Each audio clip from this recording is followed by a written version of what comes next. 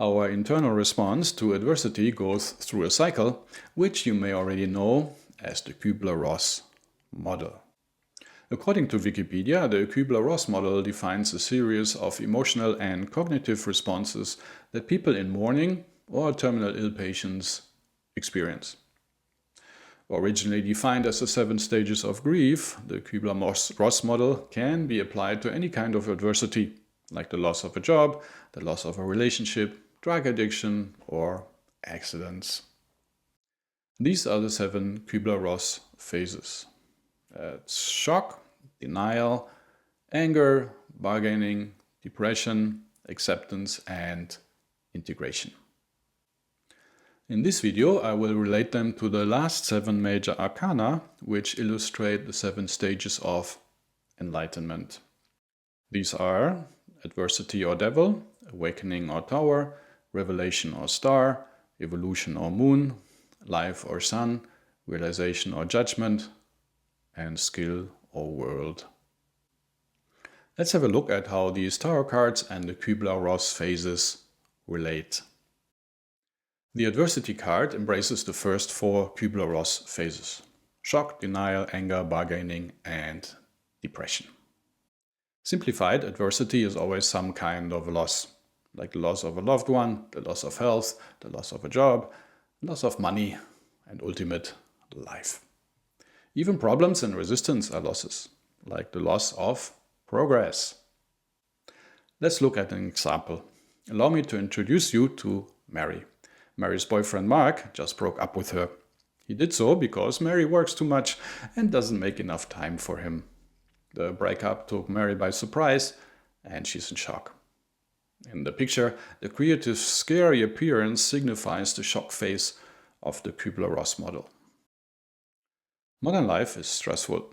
People are busy and they like to postpone dealing with adversity, hoping it will go away on its own. The extreme of avoidance is denial. Here's a famous example of denial. An unnamed 80-year-old woman believed for over 35 years that her deceased son was still alive. Mary is in denial too. She can't believe that Mark really wants to break up with her and that he just needs some space. A few days later she calls him, but he insists that it's over. Mary gets angry, curses him, and blocks him on social media.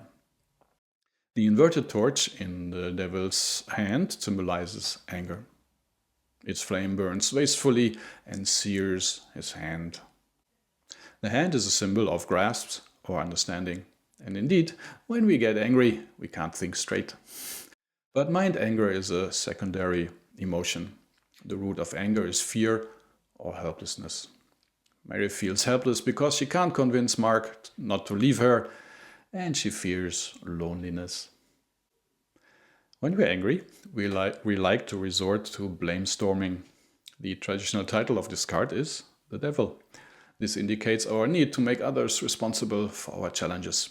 This can take on bizarre forms. Not so long ago, people blamed the devil for poverty, bad weather, and impotence. Mary blames Mark for his lack of understanding. After our anger has burned through our emotional energy, we may feel tempted to make a deal with the devil or God. Mary prays to God, asking him to change Mark's mind. In return, she promises God to go every Sunday sermons in the coming year. But karma is undeviatingly just, and there is no deal to be made. There's only evolution to be had. But to evolve is tedious, and we may lack the energy to go for it, in particular if our anger burns up our mental energy. If so, we enter a phase of depression and change from blame storming to self-pity. Mary doesn't hear from God, gets depressed, and questions her life. Depression is illustrated by the man and woman chained to a half cube. The two represent thoughts and desires. This sad couple believes it's bound to adversity. They don't realize that the chains around their necks are loose and that they can remove them anytime. Pain is certain, suffering is optional. Buddha. The half cube symbolizes an incomplete understanding of reality. Adversity is not misfortune. Adversity is a blessing in disguise. Every problem, however taxing, came about because of some kind of ignorance on our side. Every advancement in human history was born out of a need to deal with adversity. No sickness, no medicine. No hunger, no pizza. No breakups, no love songs. The same is true for our personal evolution. No fear, no courage, no failure, no success, no rejection, no gym membership. Instead of cursing adversity, we should learn from it and acquire the skills needed to overcome it. In case of Mary, this is the skill to balance work and relationships. The adversity card has the ancient epithet, the renewing intelligence. Adversity renews the mind. It makes us aware of a hitherto unknown aspect of reality. It renews our worldviews, self-views, and future views. Have a closer look at the odd creature in the picture. It has a goat head, bat wings, eagle legs and claws, and a male and female breast. Such a creature does not exist. Analog, adversity is a construct in our minds, veiling reality. Psychologically, the faculty of mirth is attributed to this tarot card. This doesn't mean that adversity is funny, well, sometimes it is, or that we should laugh at people's misfortune. It suggests that humor is the best way to deal with adversity, especially self-humor. Humor keeps us from taking life and ourselves too seriously. And when we take things not too seriously, we are in a better shape to deal with taxing situations. In Mary's case, she should learn not to take her job ambitions too seriously. Have you ever looked back at past adversity and found your reaction to it funny? Life is a tragedy when seen in close up, but a comedy in long shot. Charlie Chaplin. It is not what happens to you, but how you react to it that matters.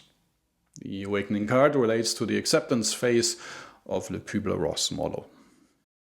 When our emotional reactions to adversity come to a climax, we ask the $1 million question, why did this happen to me? Or we ask God, what do you want from me? Readily, the higher self responds. In the awakening card, the sun in the right hand upper corner symbolizes the higher self. The lightning flash signifies a flash of truth that awakens us to the meaning of the adversity we experience. The purpose of adversity is getting rid of erroneous thoughts and selfish desires. This moment of truth puts our worldview and self-view on fire. Erroneous thoughts and selfish desires go out of the window. The lightning also knocks off the false crown of the ego. The main message of the awakening card is to let go of the past and whatever outdated beliefs we harbored. Upon letting go, we awaken to an unknown aspect of reality and accept it. This is a moment of liberation.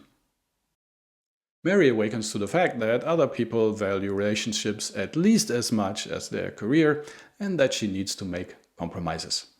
She decides to make an effort in her next relationship. Awakenings have consequences. They change our worldview and self-views. The acceptance of new truth paves the way for revelations. After we let go of old patterns of thinking and feeling, we are ready to renovate our world, self, and future views. This initiates a phase of calm contemplation, meditation, and revelation. The revelation card pictures this phase. The nude woman in the picture symbolizes truth. Calmly, she produces positive thoughts, the orange vase, and constructive desires, the green vase. Mind the pool stands for spiritual mind. That's why its water is violet. During her lonely evenings, Mary reflects on her relationship with Mark and what went right and what went wrong. Subconsciousness responds with revelations of what she could do better next time.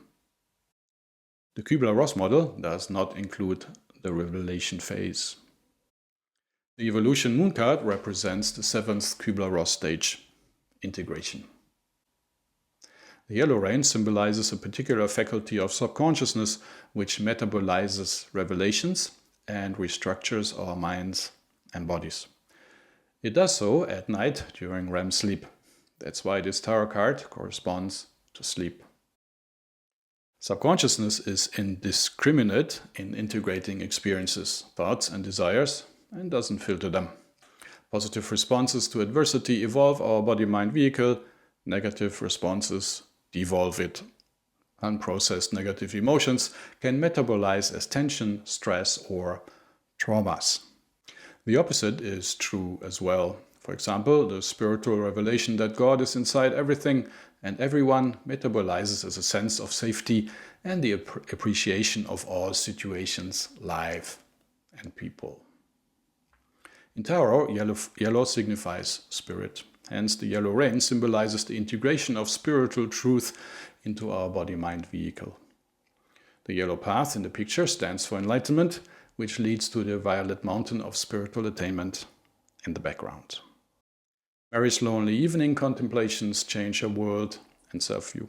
After a couple of months, she is ready to try a new relationship. The Life or Sun card illustrates illumination and regeneration, a phase that the Kübler-Ross model doesn't recognize. Revelations come to us. They have disruptive or cataclysmic capabilities and change perspectives. But illumination raises our consciousness. Mary has blamed her failing relationship on Mark. After her mind integrated the revelation that the problem was her refusal to compromise, her consciousness opens up. She perceives her overambition, which was fueled by the education of her overambitious parents. It becomes clear to her that her ambition is educated and not an integral part of herself. This alters her self-view and she strips her personality of her overambition. Illuminations regenerate our consciousness and, somewhat delayed, our bodies. We feel like reborn, childlike, and the magic is back in the respective aspects of our lives. The 7 stages of evolution of consciousness have 2 more phases, the realization and skill phase. No matter how enlightened or beautiful, ideas remain meaningless until we act on them. Mary understands this and decides to act upon the illumination that she should balance her work and love life.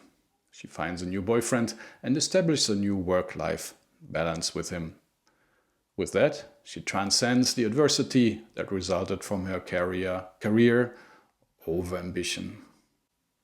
After realization comes a phase that perfects a skill. The skill card is an earthy card. Earth means practical. This implies that we need to practice our realizations, and practice leads to skill. Mary practices a proper life-work balance with her new boyfriend, navigating various scenarios and negotiating different conflicts of interest, like what time to come home, how much she can work on the weekend, and how long vacations should last.